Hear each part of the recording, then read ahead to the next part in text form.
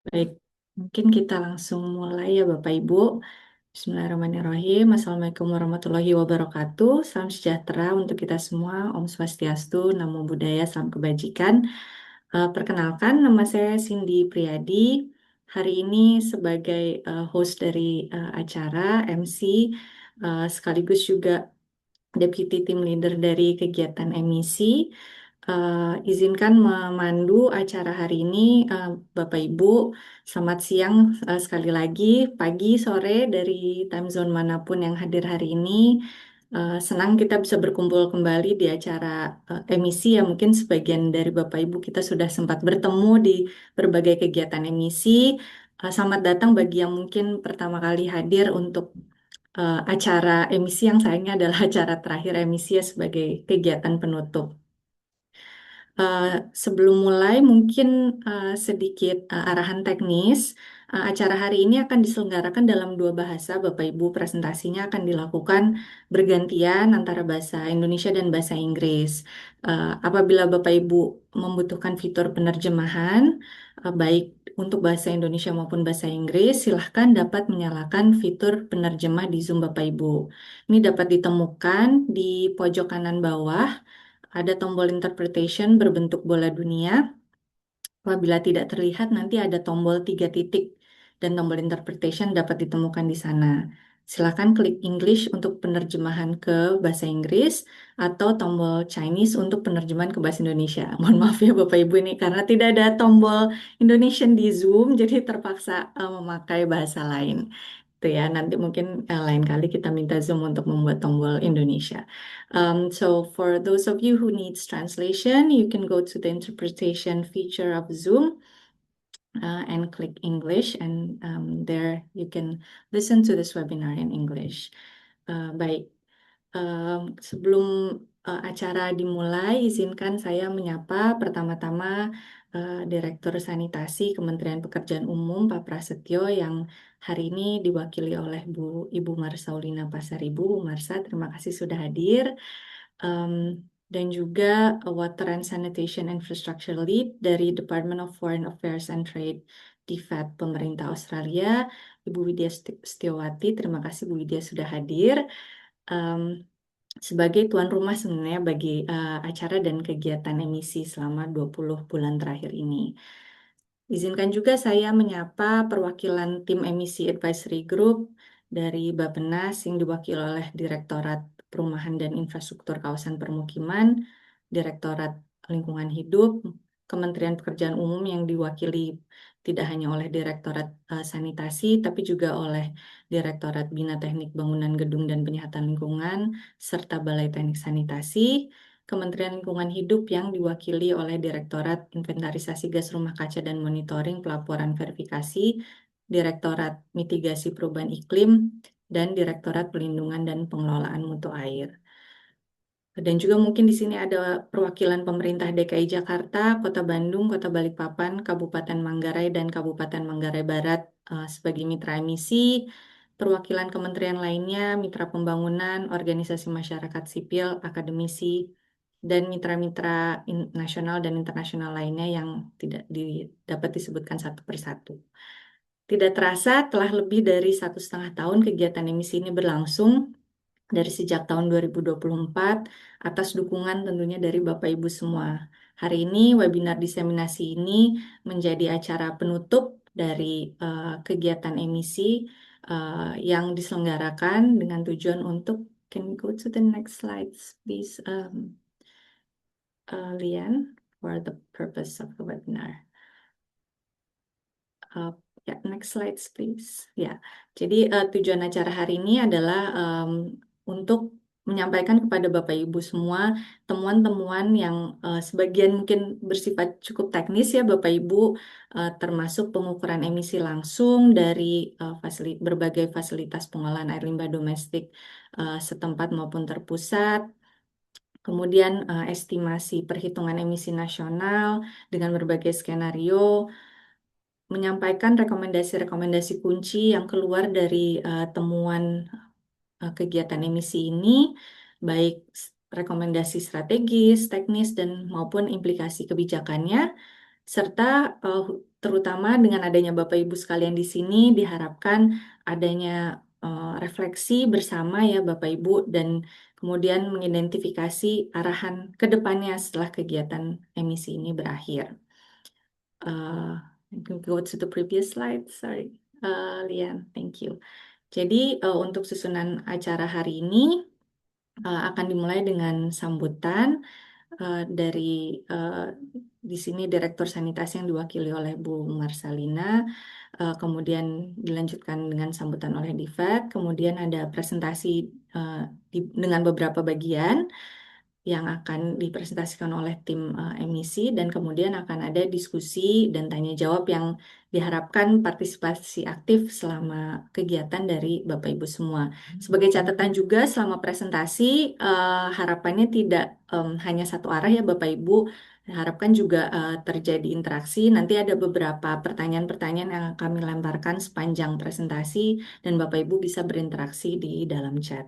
Kami juga tentunya membuka fitur chat untuk Bapak Ibu sekalian dapat menyampaikan komentar, refleksi maupun pertanyaan selama proses presentasi berlangsung.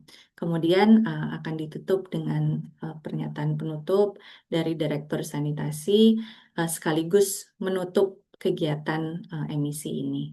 Baik, mungkin saya langsung ingin mengundang Ibu Marsha untuk memberi kata sambutan. Baik, Bu Cindy, terima kasih. Pertama-tama mohon maaf, sedionya memang Pak Direktur yang akan membuka, tapi kebetulan beliau lagi ada rapat dan diberi wakilin ke saya. Baik, Bapak Ibu, yang terhormat Direktur Perumahan dan Infrastruktur Kawasan Permukiman, Kementerian Perencanaan Pembangunan Nasional, Bappenas, atau yang mewakili, yang terhormat Direktur Lingkungan Hidup, Kementerian Perencanaan Pembangunan Nasional, Bappenas, yang ketiga Direktur Inventarisasi GRK dan Monitoring, Pelaporan dan Verifikasi Kementerian Lingkungan Hidup, Direktur Mitigasi Perubahan Iklim, Kementerian Lingkungan Hidup, Direktur Perlindungan dan Pengelolaan Mutu Air, Kementerian Lingkungan Hidup, Direktur Tata Kelola Penerapan Nilai Ekonomi Karbon, Kementerian Lingkungan Hidup atau yang mewakili, Kepala Badan Pengelola Dana Lingkungan Hidup atau yang mewakili, Kepala Badan Kebijakan Fiskal, Pusat Kebijakan Pembiayaan Perubahan Iklim dan Multilateral atau yang mewakili, Direktur Sinkronisasi Urusan Pemerintahan Daerah 1 Kementerian Dalam Negeri, Direktur Pengawas Pasar Modal, Keuangan Derivatif dan Bursa Karbon OJK atau yang mewakili, Direktur Bina Teknik Bangunan Gedung dan Penyihatan Lingkungan Kementerian Pekerjaan Umum atau yang mewakili, para kepala balai di lingkungan Dijen Cipta Karya Kementerian PU, para kepala organisasi perangkat daerah di lingkungan pemerintah Provinsi DKI Jakarta, Provinsi Jawa Barat, Kota Bandung, Kabupaten Manggarai, dan Kabupaten Manggarai Barat atau yang mewakili, Senior Program Manager Climate and Infrastructure Section Kedutaan Besar Australia, DFAT atau yang mewakili, Deputy Director Water and Sanitation, KIA, atau yang mewakili para mitra pembangunan dan organisasi masyarakat, para anggota emisi advisory group, serta tim konsultan emisi, serta Bapak Ibu para undangan kegiatan diseminasi emisi yang berbahagia. Assalamualaikum warahmatullahi wabarakatuh. Selamat siang dan salam sejahtera bagi kita semua. Tentu pertama-tama kita mengucapkan puji syukur karena pada hari ini kita dapat hadir semua dalam keadaan sehat pada webinar diseminasi hasil kegiatan emisi yang kita langsungkan secara daring karena ini meliputi seluruh zona ya, seperti tadi Bu Cindy sudah sampaikan. Dan kita laksanakan pada hari ini, Rabu 25 Februari 2026. Bapak Ibu yang saya hormati, seperti yang kita ketahui bersama, bahwa pelayanan dan penyediaan sarana dan sarana sanitasi yang aman dan berkelanjutan merupakan salah satu kebutuhan dasar bagi masyarakat dan upaya perlindungan lingkungan dari dampak pencemaran. Nah, upaya peningkatan akses sanitasi aman, karena memang kita ditargetkan untuk melakukan peningkatan akses sanitasi aman, tentu berjalan seiring dengan peningkatan pembangunan infrastruktur air limbah domestik. Nah, ini juga tentu membawa konsekuensi adanya potensi emisi gas rumah kaca atau GRK yang perlu kita antisipasi sejak tahap perencanaan hingga operasional, sehingga pembangunan sanitasi tetap sejalan dengan agenda mitigasi perubahan iklim. Nah, di latar belakangi hal tersebut, Direktorat Sanitasi bersama dengan Kemitraan Indonesia Australia untuk Infrastruktur atau yang biasa kita singkat dengan KIA telah melakukan serangkaian pengukuran dan kajian terkait emisi GRK sektor air limbah domestik serta adanya rekomendasi kebijakan sebagai upaya meminimalkan emisi GRK dari kegiatan penyediaan akses sanitasi aman melalui kegiatan emisi. Kegiatan emisi ini kita mulai sejak akhir tahun 2024. Tadi Bu Cindy ya sudah menjelaskan juga secara detail dan juga terdiri kolaborasi. Kegiatan emisi ini kita melakukan kolaborasi dengan berbagai instansi. Nah, selanjutnya juga sudah dilakukan kegiatan-kegiatan pengukuran serta analisis yang telah dilakukan sejak Januari 2025 hingga Januari 2026 ini. Bapak Ibu, kegiatan emisi ini fokusnya terdapat pada 3 tujuan utama. Tujuan pertama adalah melakukan pengukuran data emisi pada berbagai infrastruktur air limbah domestik secara langsung. Nah, pengukuran ini sudah dilaksanakan dan dilakukan pada 5 lokasi, yaitu di Jakarta, Kota Bandung, Kota Balikpapan, Kabupaten Manggarai, dan Kabupaten Manggarai Barat, di mana pengukuran itu dilakukan di berbagai jenis sistem pengelolaan air limbah domestik, yaitu mulai dari tangki septik hingga instalasi pengolahan berupa IPLT dan IPALD. Kemudian tujuan yang kedua adalah perhitungan estimasi nasional emisi GRK sektor air limbah domestik. Nah, dilakukan melalui penyusunan model estimasi total emisi dari sektor air limbah domestik yang berdasarkan teknologi dan layanan air limbah domestik saat ini dan di masa yang akan datang. Estimasi nasional diperoleh dengan menggunakan metode tier 3 yang berbasis pada pengukuran emisi langsung dan data dari 13 kabupaten kota. Nah, tujuan yang ketiga adalah melakukan kajian terhadap kebijakan regulasi dan kebijakan yang lebih mengadaptasi perubahan serta isu-isu GRK air limbah domestik. Nah, penyusunan kajian kebijakan dan regulasi ini dilakukan dengan melibatkan berbagai pemangku kepentingan dalam dialog bersama, sehingga dapat membuka peluang bagi pengembangan regulasi dan kebijakan yang lebih adaptif terhadap dinamika perubahan serta isu emisi gas rumah kaca dari sektor air limbah domestik. Rekomendasi ini yang dihasilkan disusun secara kolaboratif dengan memperjelas peran masing-masing instansi terkait, termasuk Kementerian Pekerjaan Umum, Kementerian Lingkungan Hidup, dan juga Kementerian PPN Bappenas. Pada hari ini, 4 Februari 2026, kita melaksanakan webinar diseminasi hasil kegiatan emisi. Diseminasi ini perlu kita lakukan untuk memastikan bahwa hasil studi dapat menjadi referensi bersama bagi para pemangku kepentingan, sekaligus untuk mendorong pemanfaatannya dalam penyusunan kebijakan, perencanaan program, dan implementasi pembangunan sanitasi yang mendukung penurunan emisi gas rumah kaca. Jadi harapan kami pada pertemuan ini tujuannya kita dapat menyajikan temuan akhir emisi, termasuk pengukuran emisi langsung, estimasi emisi nasional, dan analisis skenario. Yang kedua, pada pertemuan ini kita juga dapat membahas rekomendasi temu utama emisi yang mencakup implikasi strategis, teknis, dan kebijakan untuk agenda sanitasi dan iklim Indonesia. Yang ketiga, pada pertemuan ini juga dapat difasilitasi refleksi nasional dan internasional terkait relevansi hasil emisi bagi Indonesia dan negara-negara lainnya, sekaligus mengidentifikasi arah tindak lanjut dan potensi kerjasama atau kolaborasi ke depan pasca berakhirnya kegiatan emisi ini.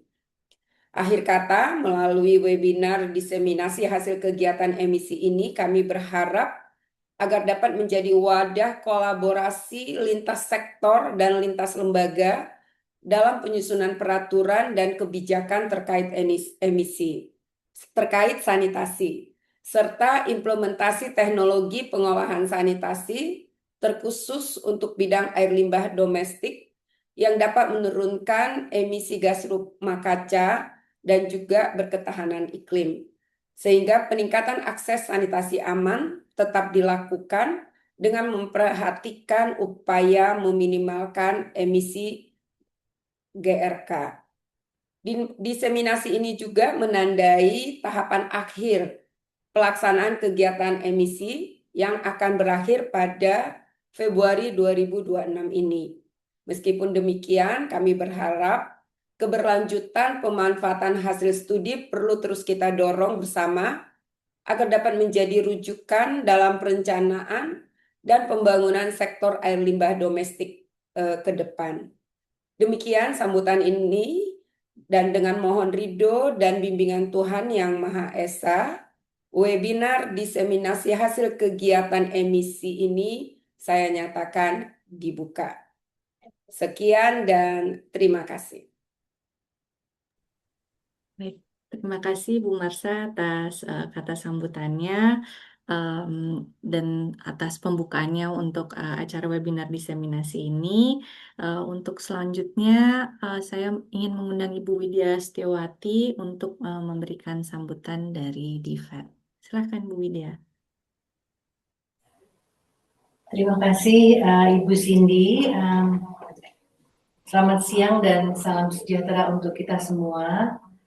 Yang saya hormati Direktur Sanitasi Ditjen Cipta Karya Kementerian Pekerjaan Umum, dalam hal ini diwakili oleh Ibu Marsha, Bapak Ibu perwakilan dari Kementerian Lingkungan Hidup, Bappenas, Kementerian Keuangan, Kementerian Dalam Negeri, serta OJK, Bapak Ibu anggota Emisi Advisory Group, Bapak dan Ibu perwakilan pemerintah daerah dari DKI, Provinsi Jawa Barat, Kota Balikpapan, Kota Bandung, Kabupaten Manggarai Barat, dan Kabupaten Manggarai, serta Bapak dan Ibu dari berbagai mitra pembangunan dan organisasi masyarakat sipil. Nama saya Widya Setiawati, Lead untuk Water and Sanitation Infrastructure dari Kedutaan Besar Australia. Atas nama Kedubes Australia, izinkan saya menyampaikan selamat datang dan terima kasih kepada seluruh peserta yang hadir dalam webinar diseminasi hasil kegiatan emisi. Seperti yang tadi sudah disampaikan oleh Ibu Marsha dan Ibu Cindy, kegiatan ini merupakan bagian dari kerjasama kami melalui program KIAT dan mencerminkan pentingnya kemitraan kita dalam menghadapi tantangan transisi iklim sambil tetap mendorong pertumbuhan ekonomi yang inklusif. Saya ingin menyampaikan apresiasi kepada Kementerian Pekerjaan Umum, Kementerian Lingkungan Hidup, Bappenas, pemerintah daerah, para peneliti, serta seluruh mitra yang telah memberikan kontribusi luar biasa dalam studi ini. Bapak dan Ibu, sanitasi sejak lama diakui sebagai pilar kesehatan masyarakat.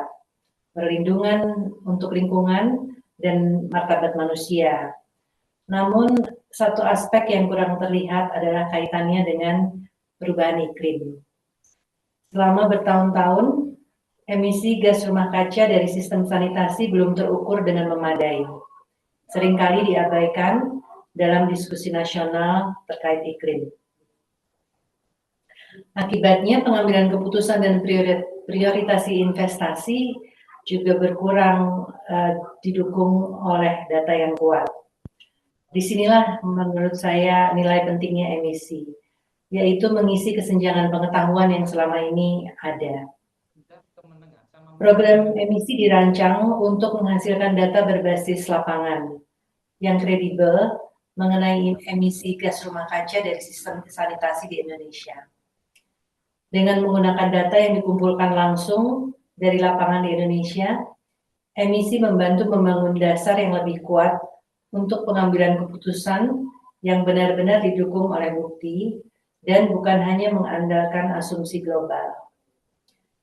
Temuan ini tidak hanya meningkatkan ketepatan penghitungan emisi pada tingkat nasional, tapi juga memberikan masukan yang sangat penting bagi penyusunan kebijakan dan perencanaan jangka panjang sektor sanitasi.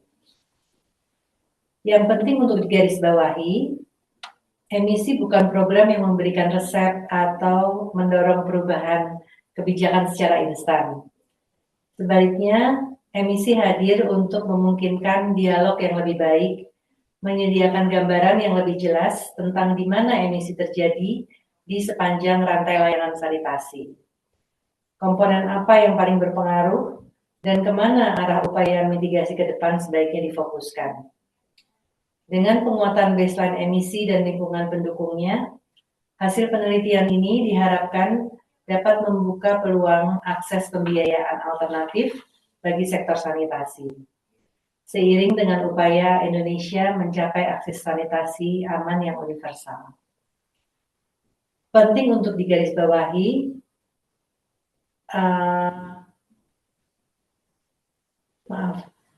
kami menyadari bahwa penting untuk digarisbawahi bahwa keberhasilan ini bisa terwujud dengan kolaborasi yang kuat. DIVET dan Kiat sangat menghargai kerjasama dengan Direktorat Sanitasi, serta dukungan dari Kementerian Lingkungan Hidup, Bappenas, dan seluruh anggota Emisi Advisory Group. Kami juga memberikan apresiasi kepada tim peneliti emisi yang telah menggabungkan keahlian nasional dan internasional, serta berhasil menangani tantangan teknis dalam pengukuran emisi berbasis lapangan. Sebuah tugas yang kompleks namun sangat penting. Hari ini kita tidak hanya akan mendengar temuan dan refleksi dari hasil kegiatan emisi, kita juga akan berdialog bagaimana sanitasi dapat ditempatkan dalam agenda iklim Indonesia. Bagaimana data dapat memperkuat diskusi kebijakan dan bagaimana kolaborasi lintas sektor dapat diperluas. Hasil emisi tidak hanya bermanfaat bagi Indonesia, tetapi juga menjadi kontribusi bagi pengetahuan global. Banyak negara menghadapi tantangan serupa, dan pengalaman Indonesia kami harapkan dapat membantu memperkaya diskusi regional maupun internasional. Bapak dan Ibu sekalian, sekali lagi saya ingin menyampaikan penghargaan tulus kepada Ditjen Cipta Karya dan seluruh pemangku kepentingan atas dedikasi dalam pekerjaan penting ini. Australia bangga dapat mendukung kepemimpinan Indonesia dalam perencanaan sanitasi yang tanggap iklim, dan kami berharap dapat terus memperkuat kemitraan ini. Selamat mengikuti webinar, semoga sesi hari ini memberikan wawasan yang bermanfaat dan memperkaya kolaborasi kita ke depan. Terima kasih. Baik. Terima kasih banyak Bu Widya atas sambutannya. Dan terima kasih juga atas apresiasinya kepada tim emisi. Mungkin sebelum kita mulai presentasinya, seperti biasa ya Bapak Ibu, tidak ada webinar tanpa foto bersama. Jadi mungkin izin mengundang Bapak Ibu, kalau belum menyalakan kamera, mungkin boleh dinyalakan kameranya untuk kita sejenak sekaligus berkenalan gitu ya di layar, walaupun ini online, tapi mungkin supaya tetap terasa kebersamaan, boleh dibantu Faiza untuk spotlightnya dicabut, dan Faiza atau Nisa bisa bantu screenshot ya. Eh, saya akan memberikan aba-aba. Bapak Ibu senang sekali melihat muka-muka yang hadir di sini dari berbagai belahan dunia. Em, Semangat untuk mendengarkan teman-teman emisi. Oke, 1, 2, 3, page 1. Baik, 1, 2, 3, page 2. Baik, 1, 2, 3, page 3. Wah, senang sekali banyak juga tim emisi yang turut hadir hari ini ya. Dan sebenarnya page 4 dan 5 seterusnya tidak ada kamera yang dinyalakan ya. Jadi mungkin cukup sampai situ. Baik, terima kasih Bapak Ibu. Mungkin dengan demikian kita langsung memulai ke presentasi kegiatan emisi. Untuk itu saya ingin mengundang untuk presentasi pembuka yang akan dibawa oleh Profesor Juliet Willett selaku tim leader dari kegiatan emisi ini. Silakan, Prof. Juliet. Thank you, Cindy, and selamat sore semuanya. Good afternoon, good morning, good evening, whichever time zone you're joining from. Thank you so much, Bumasha, for the welcome, and Buidya also. We really appreciate the support from both the Australian and the Indonesian governments in working on this collaborative research. Next slide.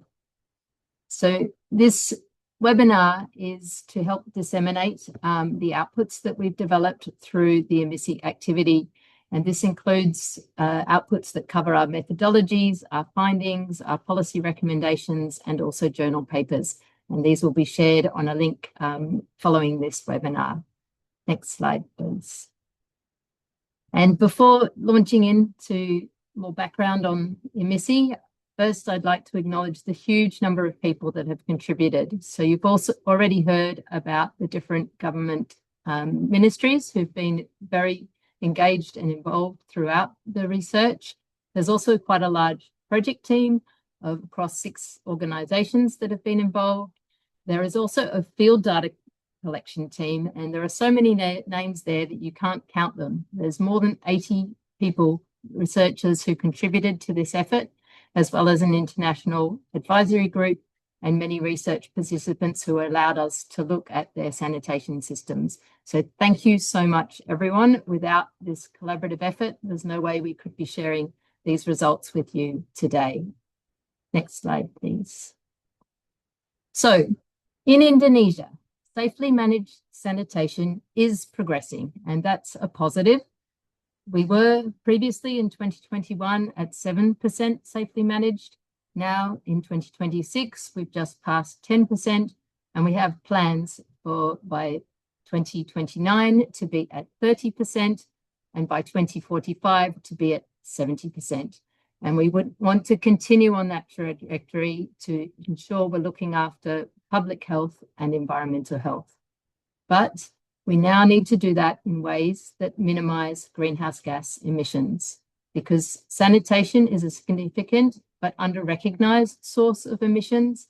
And in Indonesia, the dominant sanitation system is on-site systems. And these vary a lot in the way that they're designed, they're operated, and some are not functioning so well. And so EMISI, as you've heard, is here to advance the evidence base to quantify those emissions. And the reason that's important is that globally, wastewater contributes as much as 5% of methane emissions. And in Indonesia, it's actually as much as 9% of the methane emissions. And methane has a high global warming potential. It's something that we need to be very concerned about in the short and medium term in terms of global warming. Next slide, please. So the long-term goal for EMISI is to reduce the Indonesian sanitation sector's emissions by having a better understanding of those and more effective management. Click. We have done that through 3 project components: to measure emissions, to develop an estimate, and to engage with stakeholders. Next click. And the outcomes we are hoping for, and which you'll see happening in real time, is that this new evidence will be informing new targets and access to finance in Indonesia. There are policy and recommendations and technical guidance that we hope will be adopted by the ministries that are present here today. And also through this whole process, there has been an increased knowledge and skills on how to make these measurements, which is not as easy as you'd think, and to help reduce them while we're progressing towards safely managed sanitation. Next slide, please. So the three components that you've heard mentioned, the first, we measured nitrous oxide and or methane from 27 on-site systems, 5 communal or wastewater treatment plants, and 2 fecal sludge treatment plants. And all the data from that work is shared in an open data repository. In the second part of the project, we collected services data from 13 locations all over Indonesia to try and represent the overall situation of the human excreta and where does it end up, in which situation, and to make an estimate that's based on direct, operational and embodied carbon. Lastly, we've had a lot of stakeholder engagement throughout, giving us input, guidance, validation, and we've also conducted qualitative research, interviewing stakeholders from the climate sector as well as sanitation. Next slide, please. So where does emissi sit in the history of looking at sanitation emissions? Well, if we look back as far as 2007 was when people first became a bit concerned about the emissions from the wastewater sector, and that was dominantly centralized systems in high-income countries. But since around 2020, 2021, there's been growing attention on on-site sanitation through a range of initiatives of different organizations at that time. And emissi then comes as a larger consolidated effort in a single country to quantify emissions, model the estimate, and develop policy relevant mitigation scenarios. But that's not going to be enough. So emissi is one step in this long-term process, and following emissi, we hope that many of you here today will conduct more research on the emissions of all types of sanitation systems, look at design improvements, and continue to work with the IPCC to make sure we're estimating these in the most accurate way possible. Next slide. So emissi makes a contribution globally by significantly expanding the evidence of emissions, especially for on-site systems, contributing to engagement with IPCC on the implications for methods and assumptions, and through engagement with international agencies, including the World Bank, who we've been collaborating with in Indonesia, and also the broader Climate Resilient Sanitation Coalition, who are working on how we translate this into access to finance for sanitation. Next slide, please. So our three messages that we hope you will take away from this webinar today is, firstly, it's not an emissions focus, but firstly, our focus should be on safely managed sanitation. That is sanitation's purpose. It is to protect public and environmental health. But if we do that in combination with greenhouse gas mitigation, we can avoid emission increases that otherwise are going to happen as we go into the future and as we increase safely managed sanitation. And the positive of that is that we enable resource recovery and renewable energy generation. Our second message is that we cannot reduce emissions unless we better manage the waste. And that means two things. We both need to reduce the amount of untreated or partly treated waste that ends up in the environment in Indonesia, and we need to improve operations and management of sanitation, existing sanitation systems. And our final message is that we're going to need stronger governance capacity and inventories to be able to unlock the promised finance and to be able to position sanitation emission reduction as an actual investment opportunity. And with that, I'm going to hand it to two of our emissi team representatives, Akna Ilmi and Jeremy Collitz, who are going to present the findings on direct emissions measurement. So first, I will hand it to Jeremy. Over to you. Thanks, Jeremy, and thanks everyone for joining. I'm happy to be able to be part of the group to present our findings of the direct empirical measurement of nitrous oxide and methane emissions from EMISI. Before we get into it, I'd like to acknowledge that a lot of work went into collecting the data for these emissions. Juliet listed a long list of people at the beginning of her talk, and many of those were students around Indonesia who did a lot of the hard work collecting the emissions data. And our colleagues at Universitas Indonesia and the University of New South Wales and Leeds University did a huge amount of work of analyzing the data that we're presenting today. So, although I get to help to be the face of it, please know that there were a huge number of people who put in many hours to produce these results. With that said, I'm going to hand to Akna, who actually was one of the people who was on the ground taking those measurements. So please, Akna. Thank you, Jeremy. Okay. So yeah, the EMISI team carried out direct field measurements across 32 on-site and communal systems and also 6 treatment plants, covering a range of sanitation technologies that are typical for Indonesia.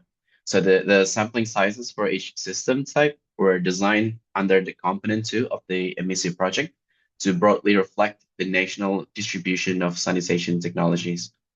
For the on-site system, we intentionally didn't use the term pit latrine or septic tank, as these are often technically inaccurate in the Indonesian context, but instead we developed a more specific technical categorization, which for simplicity is summarized here as prefab containments, in-situ constructed containment, MCK facilities, and small-scale communal systems. For the on-site and communal systems, we measured methane emissions using flux chambers combined with portable gas analyzers. As you can see in the bottom left image on the right-hand side of the slide. As for the centralized wastewater treatment plants, we measured nitrous oxide emissions using dissolved N2O sensors alongside with wastewater quality data sampling, as shown in the top left image.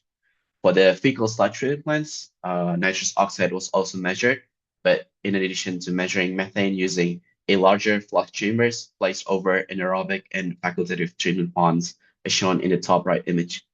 In addition to continuous measurements, graph sampling was also conducted at appropriate intervals to characterize supporting parameters such as organic and nitrogen load. We did not measure nitrous oxide emissions from on-site systems, as these systems are predominantly anaerobic and were not expected to produce significant N2O emissions under typical operating conditions. Overall, measurements were conducted during both the dry and wet seasons across Jakarta, Bandung, Balikpapan, Manggarai Barat, and Manggarai, allowing us to capture variation in context of climate, urban, and system design. Next slide. Thank you. These are our efforts captured in camera in direct measurements, from measuring unlined and unsealed containment system, shown in the top left image, to develop several flux chamber designs to adjust with Indonesian context, like for example, the UFO, or big flux chamber on the bottom left of the slide for FSTPs. We conducted measurements under the heat of the sun, in the middle of the night, even during the rain, all as part of the collective effort of this amazing project. Next. Yeah, from the household containment units, we observed a median methane emission rate of 2.89 grams CH4 per capita per day, with a geometric mean of 1.78 grams CH4 per capita per day. It is illustrated by the horizontal violet plot on the right-hand side of the slide. However, we also observed variability, with some systems emitting significantly higher methane, reaching up to around 45 grams CH4 per capita per day. Compared with studies from Africa and Nepal, like the SCARE project, these emission rates are relatively lower, but the possible explanation is the higher use of water for cleansing in Indonesian context instead of using toilet paper, which might increase dilution and may result in a greater proportion of methane remaining dissolved rather than being emitted directly. Our system characterization showed that design and operational features, including whether containment walls and bases were lined or sealed, the presence of outlets and aerations do actually influence methane emissions. But our multivariate analysis indicates that no actually single design feature alone explains the variability that we observe.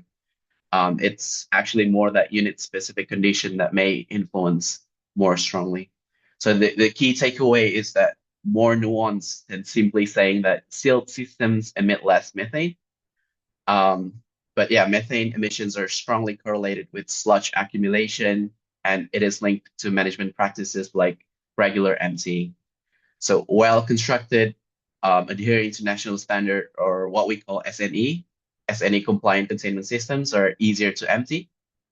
So including scheduled desludging and delivery of the sludge to functioning fecal sludge treatment plants where emissions can be better controlled.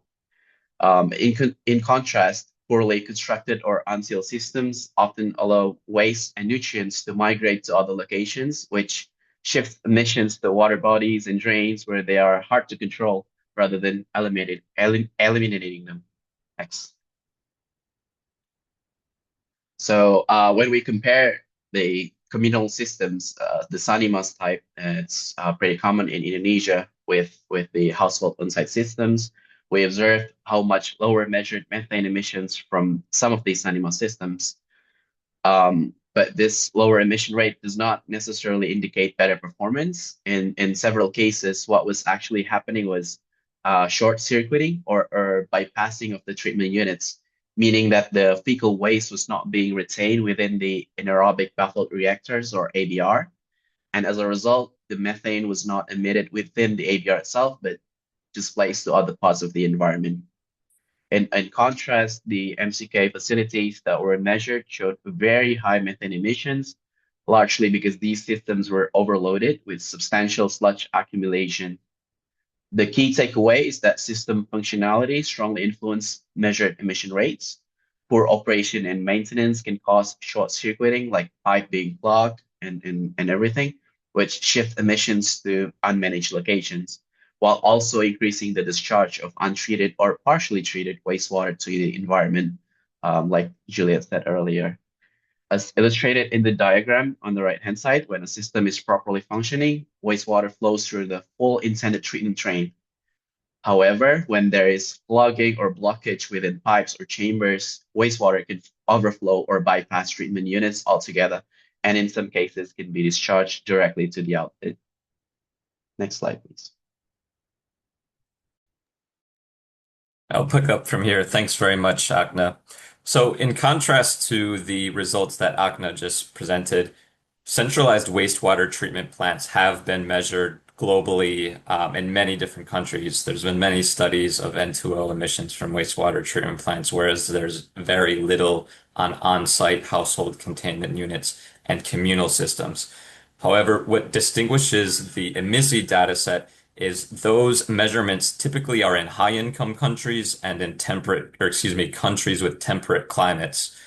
And we can expect that wastewater characteristics are different in Indonesia compared to high-income country contexts. There's a tropical climate, and the wastewater treatment facilities are not always operating as intended, and these can all influence emission rates. That said, we calculated nitrous oxide emission factors for 4 plants. Krukut in Jakarta. Ujung Menteng was a small packaged wastewater treatment plant within an apartment building in Jakarta. And Margasari is in Balikpapan, and then the Labuan Bajo wastewater treatment plant. So the Krukut and the Ujung Menteng wastewater treatment plants had emission factors that are comparable to what we see in high-income countries, whereas the wastewater treatment plants in Margasari and then Labuan Bajo had much higher emission factors.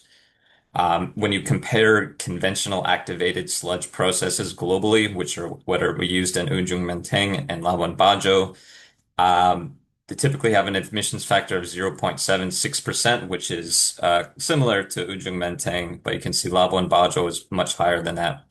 And oxidation ditches, which is similar to the process used in Margasari, typically have an emissions factor of 0.44%, and you can see Margasari's emissions factor was much higher than that.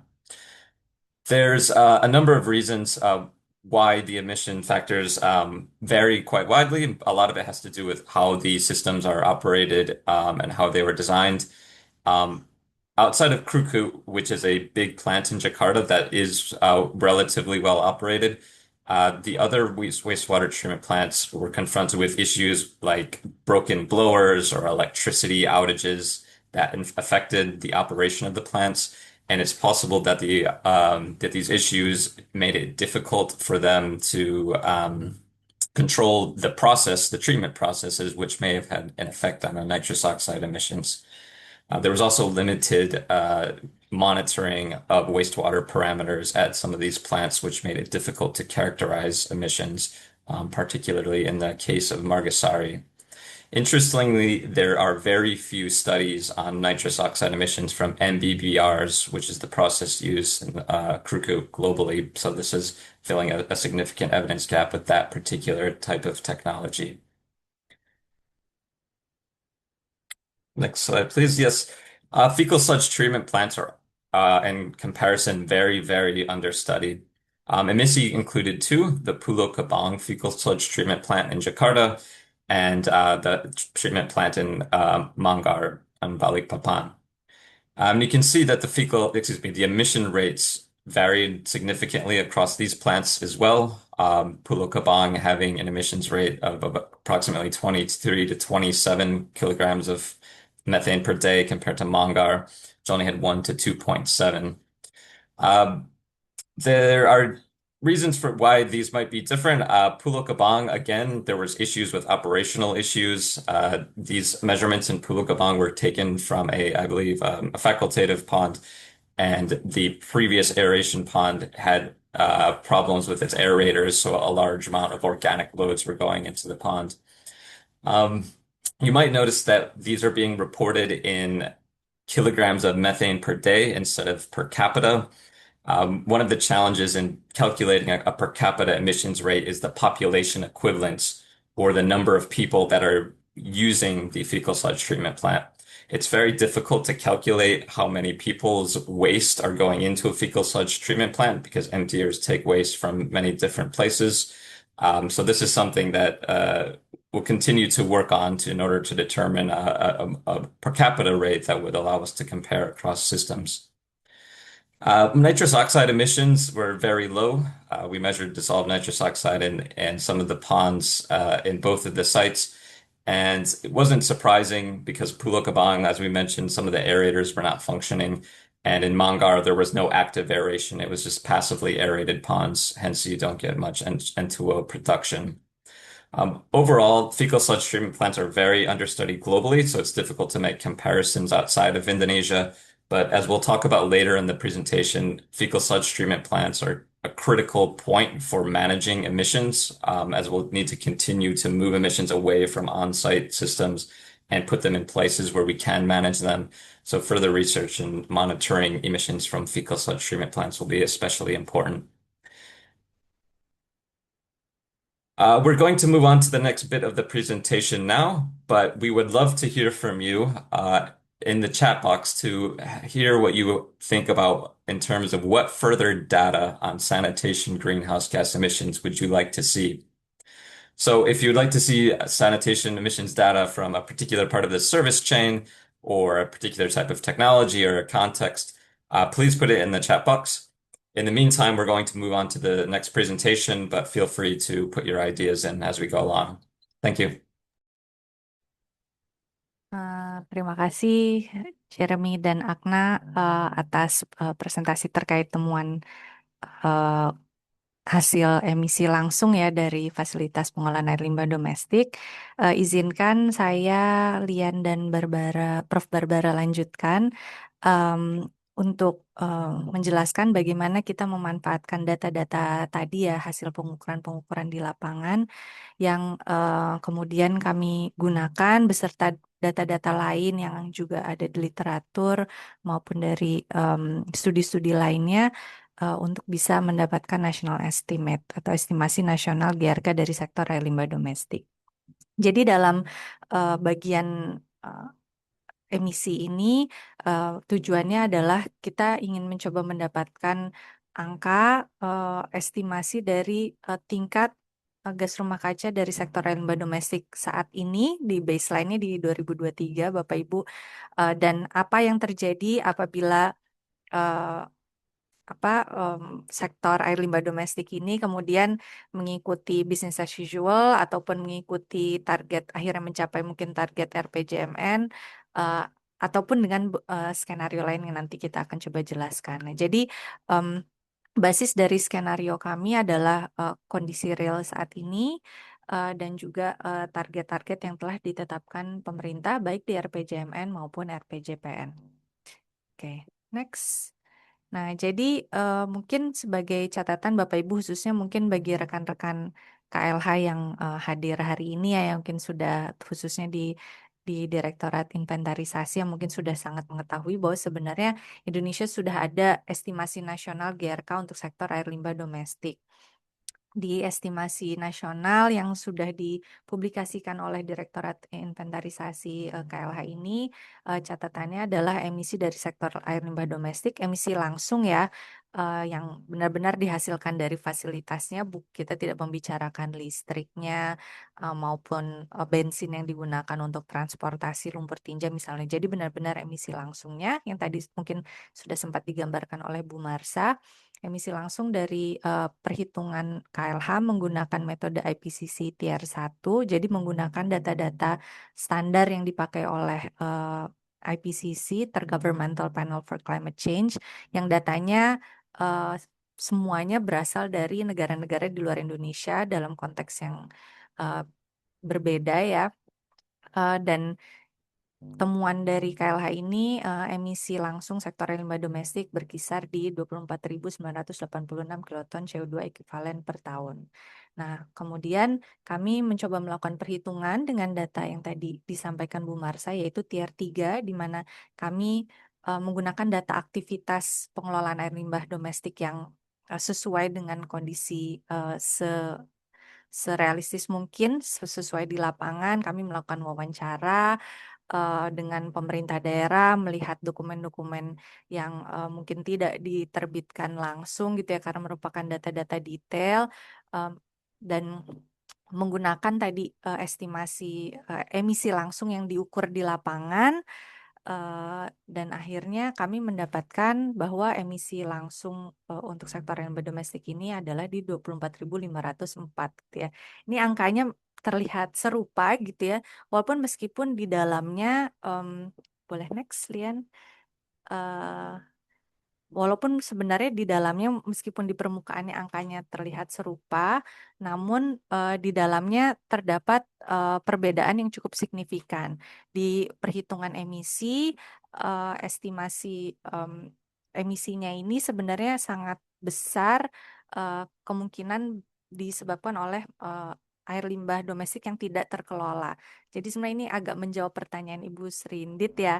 Apa yang terjadi ketika emisi misalnya di sistem SPALDES, pengolahan air limbah domestik setempat ya di level rumah tangga itu lebih rendah, kemana lari emisinya gitu ya. Nah ini salah satu kami menduga memang akibat air limbah yang tidak terkelola dengan ketidakpastian yang sangat besar, estimasinya bahkan bisa mencapai 37.000 kiloton CO2 ekuivalen per tahun. Itu. Nah, ini jadi mungkin menjadi sesuatu yang perlu dicatat dan sangat penting untuk mungkin bisa diperhitungkan dalam usaha-usaha untuk inventarisasi GRK ke depannya untuk bisa melihat lebih baik lagi emisi-emisi dari air limbah yang tidak terkelola. Oke, next. Kemudian selanjutnya saya serahkan ke Lian.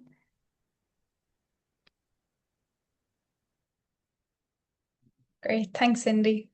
So the next thing we did was we developed a common sanitation pathways and we assigned the different populations to these that we based our model on. And some things that we found were that the on-site users made up 86% of the population. Then we also found that communal made up 2.6% and centralized were 1%. The additional 10.7% was for open defecation and toilets that connect directly to drains. When we move from the left side of the diagram to the right, we can see where the solids and liquids from these systems end up.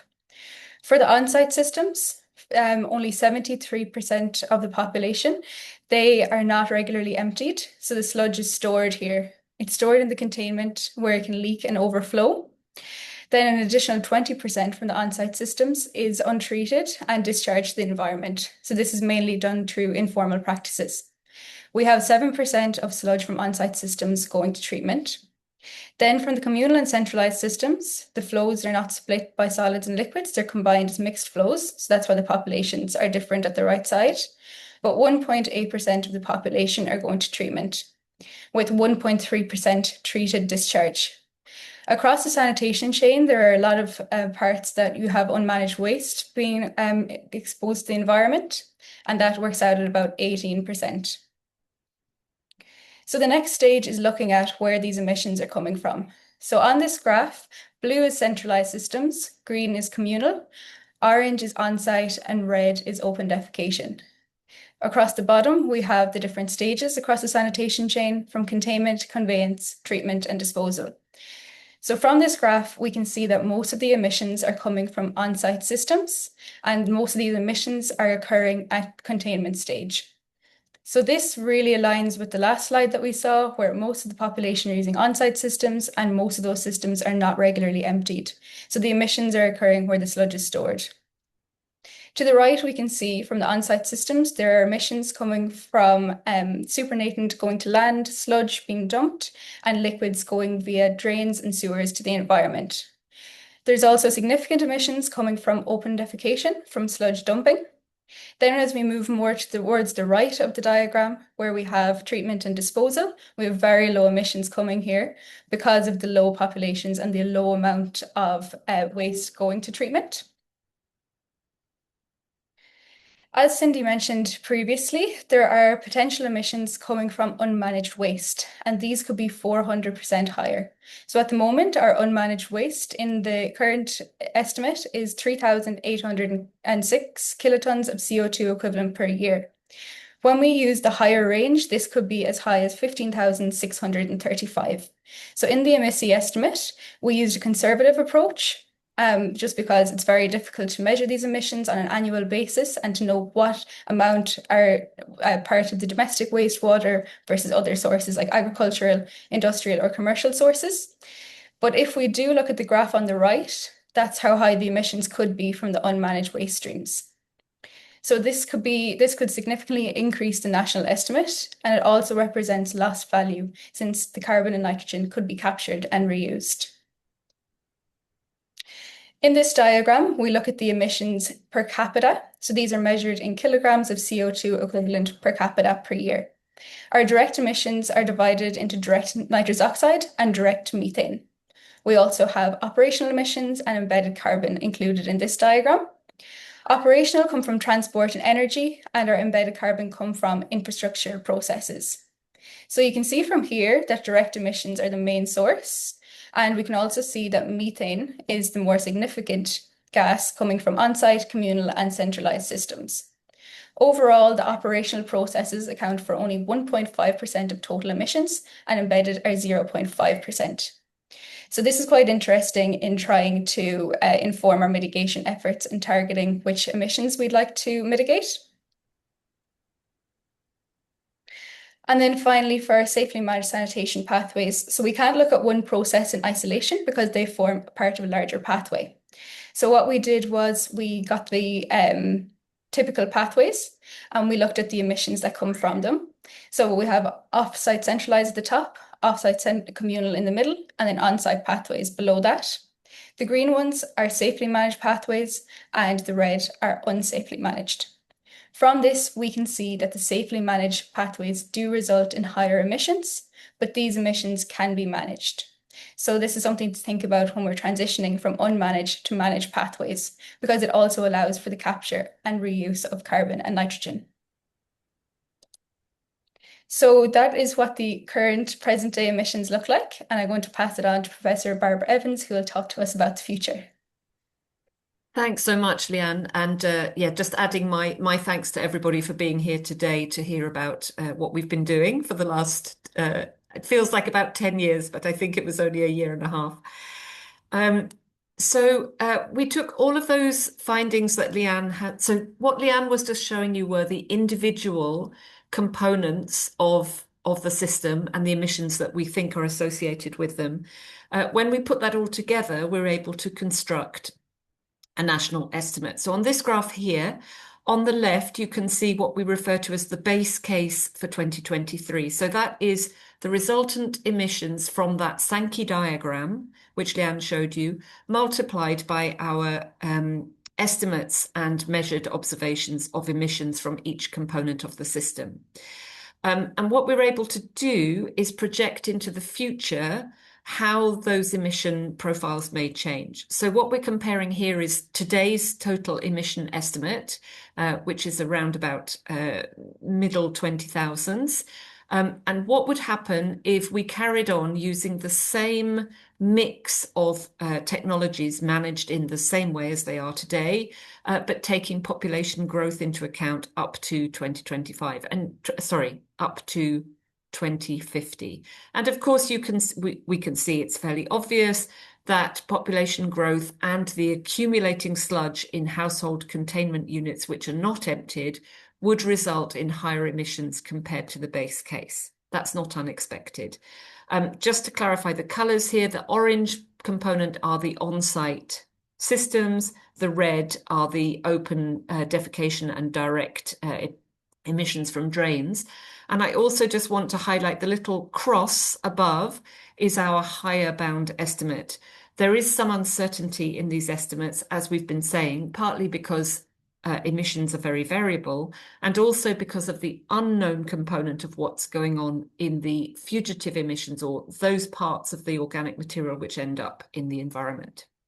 So if we go to the next slide, we can compare business as usual with what would happen when the government of Indonesia implements its current changes in policy. So these are the proposed improvements, management improvements to the sanitation system, which I know the government colleagues are very much committed to and are currently implementing.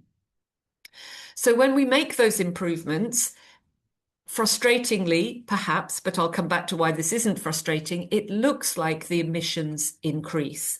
But what this really represents is that the amount of carbon and nitrogen, which is now inside the system being managed actively, increases, and the amount of carbon and nitrogen which is lost to the environment and about which we can't do anything is decreased. So in this policy change, what you're effectively achieving is bringing a lot of those emissions into the managed system. We can see that the emissions will increase, but because we're now doing better management, if we go to the next slide, we can see that what we gain is the potential to reduce emissions through primarily carbon capture at the treatment step. So although safely increasing the proportion of safely managed sanitation might be said to increase emissions, what it does is it increases our capacity to manage those emissions and to capture the value from those. So this S3 scenario is our estimate of what the emissions profile might look like if we added to the current policy strategies these very explicit attempts to capture carbon. So if we just go to the next slide, we can see this in more detail here, where these emission savings are being gained. On the left-hand side, we're essentially seeing, if you look at that orange bar, that's the emissions that we will get in that modified scenario. And the bracket above them are essentially the emissions which we would be able to save by better managing waste at the containment phase, regularly emptying and moving the waste to treatment. When we move that waste to treatment, we can see over on the right-hand side, amongst the emissions which occur at fecal sludge treatment plants and at managed wastewater treatment plants, we now have a large fraction of the emissions for which we have the potential to capture and reuse as energy primarily. And so what we're really doing is moving emissions from the on-site containment phase to treatment, where we can manage them more effectively. If we go to the next slide. Oh, sorry, this is a nicely annotated slide, my apologies. So this is what I was describing. This is the gain in the reduction in emissions, the potential to reduce emissions through regular safe management of the on-site containment, essentially reducing the emissions by about 35%. And if we go to the next slide, next click, this is the potential for primarily methane recovery at fecal sludge treatment plants, which can reduce emissions by more than half if we were to manage those fecal sludge treatment plants effectively, and also at wastewater treatment plants where we would usually be capturing a combination of nitrous oxide and methane. Next click. So just to say that what this requires is for us to think about waste not only as something which emits methane and nitrous oxide, but also as a resource. So if we start to see these greenhouse gases as a potential resource, we can start to think about interventions which have been done by other countries around the world. And there are several approaches. Here we're just highlighting 4 general approaches. One is essentially combined anaerobic digestion of food waste and sewage sludge together. This is an example from Australia, but this is a very common strategy. Certainly in the UK, we use it a lot, and it works very well both in hot and temperate climates. On the top right, we also see a lot of examples of direct anaerobic digestion from wastewater treatment plants. This is an example of a large treatment plant in Malaysia, very effectively capturing biogas and generating electricity. On the bottom left, we can see this isn't only confined to activated sludge treatment plants or sequencing batch reactors, but we can also capture gases from lagoons and waste stabilization ponds. This is an example from Melbourne, where we're achieving a 40% reduction in the emissions through covering of lagoons and capturing the gas that way. This is a very common strategy. Another country which does this as a matter of course is Brazil. So we see this quite widely adapted now. And then there are other examples. Here's another example from Denmark, where we're seeing modifications which are happening at slightly smaller scale. So this is a combination of capturing biogas at treatment, but also importantly improving the rate at which waste is brought to treatment in order to enhance capture. So the purpose here is just to say that there are pathways that would enable us to make this reduction. Next slide, and I think I get to hand back to Juliette. Great. Thank you, Barbara. And I hope everyone's still managing to maintain your attention. We just had a question in the chat saying, so what do we do about this? So that's what we'll share now between Cindy and myself. Next slide, please.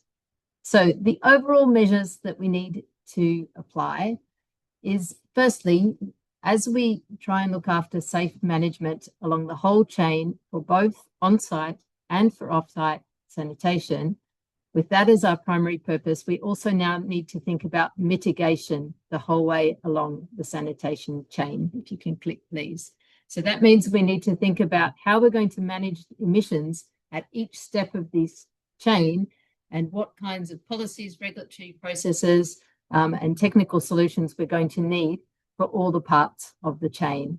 And since 86% of the Indonesian population currently uses on-site systems, a lot of our attention will need to be on that pathway. But also there is the plans to increase access to centralized systems, and that will need to be done very carefully, keeping emissions in mind. If you could click. Firstly, if we look at the first part of the chain, what are we going to need to do? You heard from Akna earlier that if we follow the national standards for containment systems, that will help ensure that we're not leaking waste into the environment, that we're able to empty more easily. And we've discussed also how the use of prefabricated systems can be one way to help standardize rather than people building containment systems of all different types of dimensions, depending on the space they find next to their house. Another point is, hang on, if we go back, another point that's been discussed in literature, but which may not yet be practical, but we need to consider is at the user interface level is to actually think about urine diversion And this is particularly where we're using centralized systems. It means that we have much less nitrogen going into those systems. And so it's much easier to control nitrous oxide at the other end, at the treatment end of the chain. And the last point to do with containment systems is avoiding the leaking and overflowing, and doing that through regular desludging, which takes us to the next step of the chain. So for conveyance in Indonesia, the two main areas that need attention are firstly in any of the off-site systems, there's quite a lot of bypassing, which means waste which leaves a toilet goes to a pipe but doesn't end up in a treatment system. It instead ends up in a river or in a drain. And also that sludge is picked up from household units but is not dumped in the correct place. And so we must look after to ensure the waste reaches the treatment systems, because that's where we can manage the emissions. Next step, please. And then we come to the treatment and disposal end of the chain. And here, as Jeremy mentioned, we need to prioritize FSTPs, the fecal sludge treatment plants, because most of the waste, if we do the first part of the chain correctly, most of Indonesia's waste will end up in these fecal sludge treatment plants.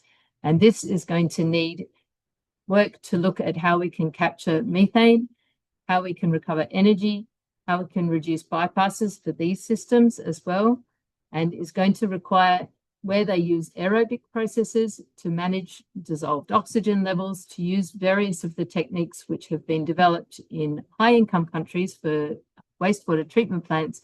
Many of those will also be applicable for fecal sludge treatment plants. And looking to the future, as we build new treatment plants, emissions management will need to become another criteria alongside land availability, cost, etc., other criteria, another criteria to think about when deciding which technology. And as Barbara mentioned, we've seen increasing use of anaerobic digestion processes as a way to mean that we can capture the carbon rather than have it move into the environment and create emissions there. Lastly, with wastewater treatment plant processes, managing the dissolved oxygen level is important, having much better process control. So you heard from Akna and from Jeremy that some of the process management, even for effluent quality, isn't yet in place in Indonesia. And those kinds of process management improvements can also help with better management of emissions. And with that, I'm going to hand to Cindy, who will talk about policy and regulatory perspective, how we could achieve those ends. Baik, terima kasih Prof. Juliet. Izin ini menyampaikan rekomendasi-rekomendasi yang sebenarnya sebagian besar disusun oleh tim Center for Regulation Policy and Governance dari Dr. Mova dan juga Ibu Ceni. Hari ini Ibu Ceni juga turut hadir, izin mewakili tim CRPG untuk mempresentasikan, sekaligus juga sebenarnya rekomendasi ini adalah hasil dari co-design workshop yang sudah dilaksanakan di bulan Oktober maupun berbagai wawancara ya yang telah dilakukan oleh tim CRPG dengan berbagai pemangku kepentingan. Jadi memang nomor satu tadi seperti yang Prof. Juliet sampaikan, mitigasi emisi di sektor sanitasi ini tidak dapat dilakukan tanpa sanitasi yang aman. Sehingga memang rekomendasi paling dasar adalah bagaimana memperbaiki tata kelola sektor air limbah domestik dan sanitasi lebih luas lagi ya.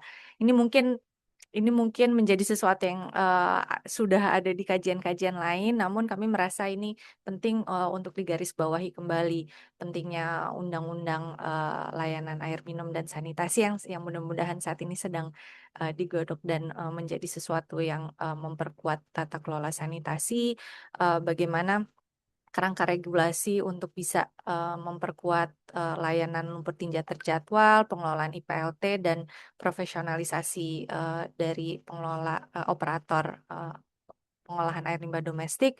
Yang nomor 3 ini juga yang menjadi poin yang sangat penting adalah bagaimana data sektor air limbah sendiri bisa diperkuat, data aktivitasnya yang lebih representatif, lebih detail, dan juga bisa diakses oleh publik ya, karena data aktivitas ini menjadi dasar bagi perhitungan emisi GRK dan itu menjadi dasar bagi pengakuan mitigasi.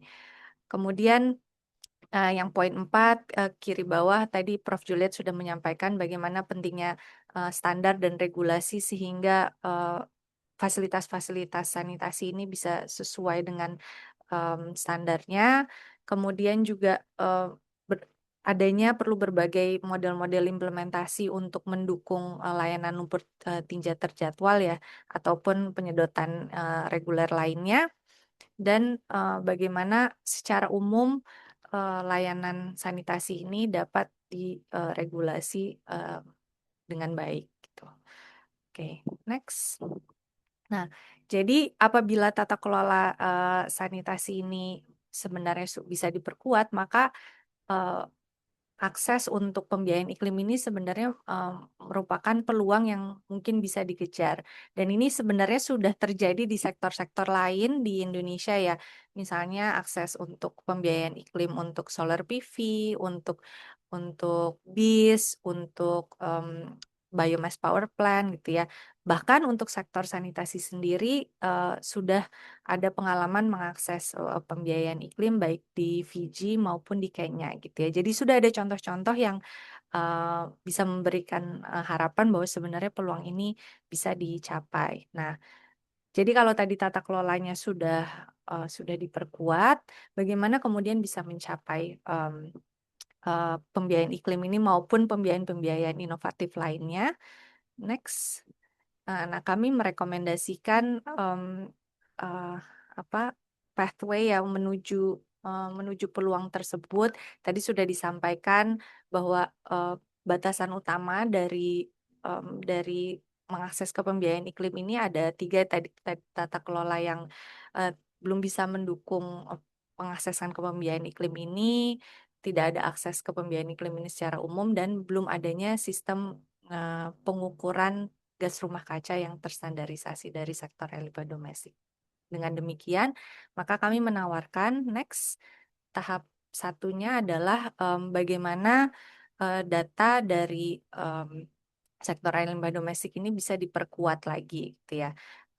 Tadi ketika sektor limbah domestiknya datanya diperkuat, maka perhitungan emisi dari sektor ini juga bisa diperkuat dari yang sekarang dilakukan dengan menggunakan tier 3. Mudah-mudahan perlahan bisa menggunakan tier 1, mudah-mudahan bisa perlahan menggunakan tier 3 ataupun data yang dihasilkan di Indonesia langsung. Pembicaraan dengan KLH misalnya salah satu tahapan menuju ke sana bisa jadi adalah pemerintah daerah yang mungkin sudah champion atau bagian dari kegiatan emisi ini bisa mulai menerapkan perhitungan di kota kabupatennya dengan tier 3. Dan kemudian diinput ke sistem KLH yang sudah ada namanya ScienceSmart dan konon menurut KLH sekitar tengah tahun ini akan di-launch sistem ScienceSmart Robust ya, di mana tadi memungkinkan input-input tier 3 sehingga bisa mendukung data yang lebih representatif. Tahap kedua adalah ketika data inventarisasi gas rumah kacanya ini sudah kuat, maka sebenarnya tahap keduanya kami menyarankan adanya pilot project gitu ya. Jadi adanya proof of concept dari usaha-usaha mitigasi yang berfokus pada emisi langsung gitu ya.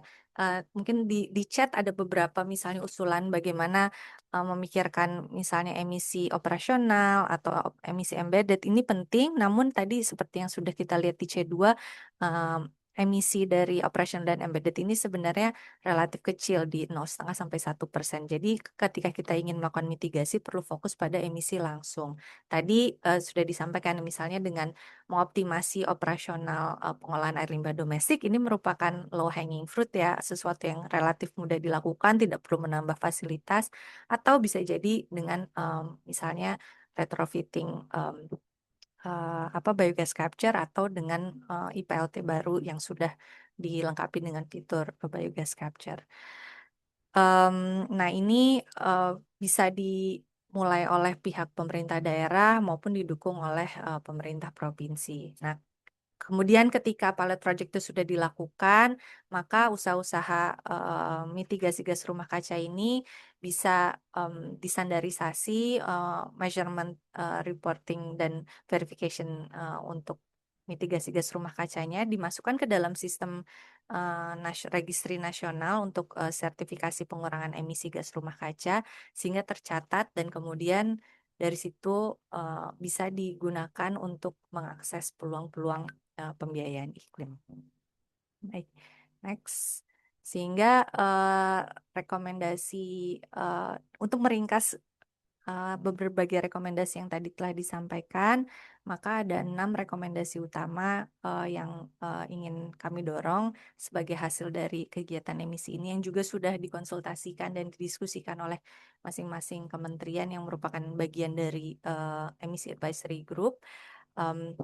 Yaitu tadi untuk mengintegrasikan mitigasi dalam RPJMN dan RPJPN, khususnya untuk sektor air limbah domestik, fokus pada SPAL-DS atau Sistem Pengolahan Air Limbah Domestik setempat sebagai sektor yang perlu difokuskan untuk mitigasi gas rumah kaca. Untuk sektor sanitasi, melanjutkan koordinasi lintas kementerian yang sudah dilakukan di kegiatan emisi ini untuk berlanjut, khususnya supaya usaha-usaha inventarisasi dan mitigasi bisa dikoordinasikan. Kemudian yang keempat, dengan adanya momentum Undang-Undang Layanan Air Minum dan Sanitasi yang saat ini sedang disusun, maka mudah-mudahan tata kelola sektor ini bisa semakin terus diperbaiki sebagai landasan untuk mengelola emisi dan memperbaiki dan mengakses pembiayaan iklim. Kemudian dan tadi Prof. Juliet sudah menyampaikan bahwa kita perlu terus mendorong penelitian lebih lanjut. Di chat juga sudah disampaikan berbagai hal-hal yang belum bisa dimasukkan ke dalam penelitian emisi ini yang perlu diteliti lebih lanjut dan mendorong juga pilot project untuk mitigasi di sektor air limbah domestik. Oke, selanjutnya ke Prof. Juliet untuk menutup presentasi.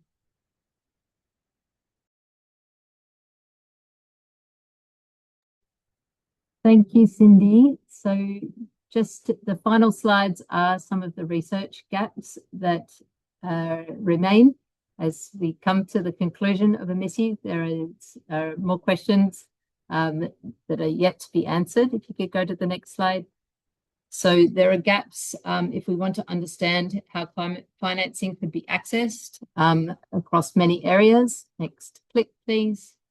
For the modelling, we need to move from what we developed, which is a very detailed research-based model, to something that can be used by governments. And we need to build together some very basic data that can help make our emissions predictions more accurate.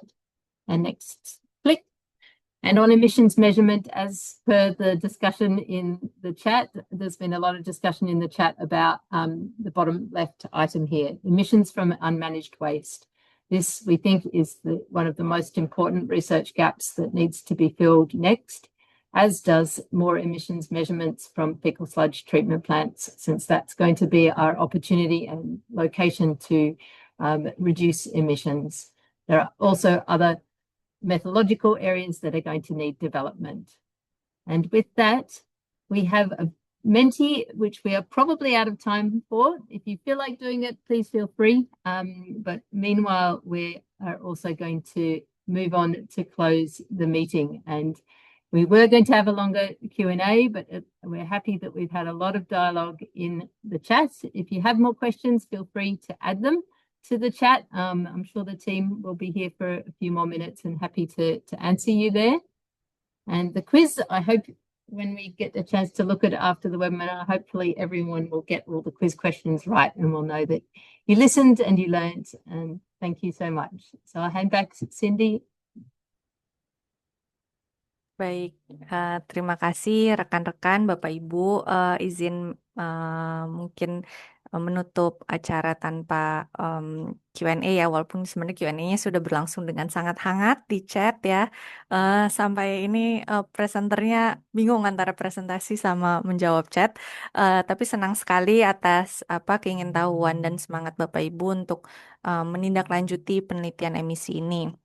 Sebagai catatan, hal-hal yang kita sampaikan hari ini akan disampaikan secara resmi dalam dokumen-dokumen yang saat ini sedang difinalisasi ya, dan mudah-mudahan dapat kami sampaikan ke Bapak Ibu di email, karena ketika Bapak Ibu register untuk webinar ini ya, kami sudah mencatat email Bapak Ibu semua, dan mudah-mudahan ini juga menjadi awalan ya bagi kesempatan-kesempatan inventarisasi dan mitigasi GRK sektor sanitasi lainnya, dan mudah-mudahan terbangun kerjasama yang lebih kuat lagi antar sektor yang bisa menjadi hasil dari penelitian atau kegiatan emisi ini. Dan untuk slide presentasi dari hari ini juga akan di-share segera. Ini tadi sudah disampaikan oleh Prof. Juliet di awal, dan izin kami menampilkan lagi, mungkin tidak akan kami bacakan ulang satu persatu. Baik, karena memang sudah mencapai waktu yang tergantung undangan, ada yang lebih undangan, ada yang masih dalam undangan. Tapi mungkin izin kami mengakhiri kegiatan hari ini. Terima kasih banyak, dan mungkin untuk kata penutup sekaligus mengakhiri webinar ini dan sekaligus mengakhiri kegiatan emisi yang telah berlangsung selama 20 bulan ini, izin saya mengundang kembali Ibu Marsha mewakili Direktur Sanitasi Dirjen Cipta Karya Kementerian Pekerjaan Umum untuk menyampaikan penutupnya. Baik Bu Cindy, terima kasih. Lumayan hangat di chat juga, lumayan banyak pertanyaan-pertanyaan dan sudah ditanggapi juga. Baik, yang saya hormati Bapak Ibu, para peserta acara webinar hari ini, cukup banyak ya yang mengikuti, sangat senang melihatnya, hampir 200. Baik para peserta, baik yang dari kementerian lembaga, ada dari LH, Bappenas, PU, dan juga dari Dagri, Bapak Ibu dari pemerintah daerah, para mitra, kemudian ada juga para akademisi, praktisi, dan banyak lagi yang lainnya. Terima kasih tetap mengikuti hingga acara ini, sehingga acara sampai saat ini. Banyak sekali memang pembelajaran yang saya pribadi juga, banyak sekali pembelajaran yang diperoleh dari kegiatan emisi yang sudah kita lakukan selama kurang lebih 1,5 tahun ini.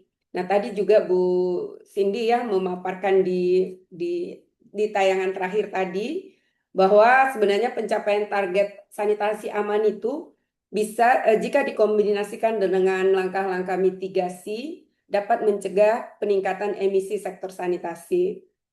Kemudian juga diingatkan kembali terkait tata kelola. Nah, ini juga saat ini yang sangat penting bagi kita, bagaimana peningkatan tata kelola untuk pengelolaan sanitasi. Jadi pengurangan emisi hanya dapat dicapai jika limbah dikelola dengan lebih baik. Jadi ke depan sangat diperlukan adanya perbaikan atau penguatan tata kelola. Kemudian juga tadi juga disampaikan bahwa akses pembiayaan iklim itu sebenarnya bisa dicapai, bisa dimobilisasi jika ada perubahan yang signifikan dalam tata kelola sanitasi. Jadi ini juga menjadi PR ya kita yang ini juga kita dapatkan dari 3 kunci penting dari kegiatan emisi pada hari ini. Kami mengucapkan terima kasih yang sebesar-besarnya kepada seluruh pihak yang terlibat dan tergabung dalam EAG, Emisi Advisory Group. Mudah-mudahan ini masih tetap bisa melakukan koordinasi lagi pada DIFED, kepada Kiat, dan juga terutama kepada tim penyusun kegiatan emisi yang diketuai oleh Prof. Juliet, dan ada Dr. Cindy, ada Prof. Barbara, ada Jeremia, dan seluruh tim, ada Bu Dinda, dan lain-lain. Terima kasih. Kami ucapkan sudah menghasilkan studi yang sangat baik, dan itu nanti bisa juga menjadi pembelajaran bagi kita. Tentu juga mengucapkan terima kasih para narasumber serta para peserta yang telah berpartisipasi aktif dalam kegiatan emisi ini. Apresiasi yang tinggi kami sampaikan atas dukungan, kontribusi pemikiran, serta masukan-masukan yang diberikan sehingga kegiatan ini dapat berjalan dengan baik dan memberikan manfaat bagi pengembangan kebijakan serta implementasi pengelolaan air limbah domestik yang berkelanjutan. Semoga hasil kegiatan emisi dapat menjadi referensi penting dalam perumusan kebijakan dan program ke depan, serta memperkuat kolaborasi kita bersama dalam mendukung pencapaian target pembangunan sanitasi dan penurunan emisi gas rumah kaca di Indonesia. Pada intinya, perlu kami tekankan kembali bahwa peningkatan akses sanitasi yang aman harus tetap memperhatikan bagaimana upaya meminimalkan emisi GRK dari spalde. Demikian yang bisa saya sampaikan dan kita akhiri, dan juga mungkin kegiatan emisi mudah-mudahan nanti ada lanjutannya. Nanti mungkin dari Bu Widya ya, dari Bu Widya, dari Kiat, sehingga kita nanti bisa dapat bertemu kembali. Sekian dan terima kasih untuk kolaborasinya selama kurang lebih 1,5 tahun ini. Sekian dan terima kasih. Terima kasih banyak Bu Marsha sebagai mitra utama dari kegiatan emisi ini. Bapak Ibu izin sebelum kita akhiri, seperti biasa kita foto sekali lagi ya Bapak Ibu. Mungkin tadi ada yang belum hadir ketika di awal. Mohon bisa menyalakan kamera kembali sebagai kenang-kenangan ya bagi kegiatan emisi ini dan dukungan Bapak Ibu semua. Baik, mungkin Faiza bisa bantu screenshot, Faiza. Lian, can you please Oh, stop Lian. sharing first? Oke.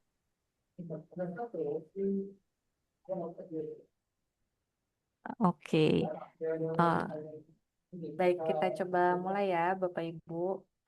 Mungkin saya juga bisa bantu. Baik, 1, 2, 3. Baik, senang sekali. Kemudian lanjut, page kedua. 1, 2, 3. Baik, izin lanjut ke page ketiga. Senang sekali melihat muka-muka Bapak Ibu semua ini. 1, 2, 3. Baik, kemudian yang sepertinya page 4 dan seterusnya tidak on cam. Jadi kita akhiri di sini Bapak Ibu. Terima kasih, sampai jumpa di kesempatan berikutnya untuk sanitasi. Thank you very much. Baik.